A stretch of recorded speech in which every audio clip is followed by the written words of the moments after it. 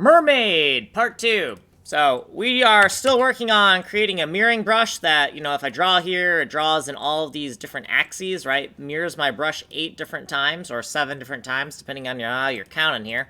Let's look at the code we've added so far. So we're on video 422. The source code is here. We're going to go through all the 422 deltas right now. The 422 deltas, because we're on video 422. So within the top level data section for the Eddy game, the editor game object, right here we have the Eddy game object, the Eddy game editor object. This object is for whenever the game is in its editor mode. So this is Eddy game state for when the game is behaving as an editor. We've added this little flag here that stands for editor mode mirror on. So this tells us if the mirror mode is on or off. Currently we turned it on.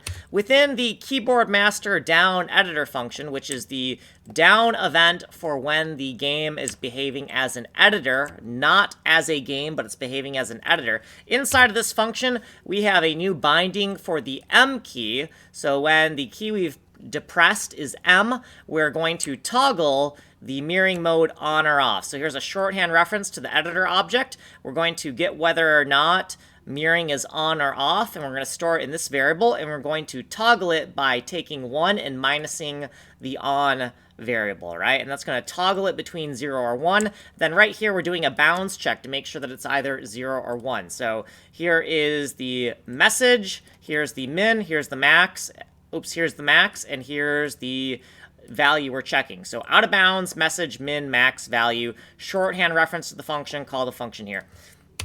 Here's what we did previously, here's our footnotes, and here's what we did in this video. If you want a longer description, go here. You are on the fast playlist, and you can email me here, source code here. Like, subscribe, send money.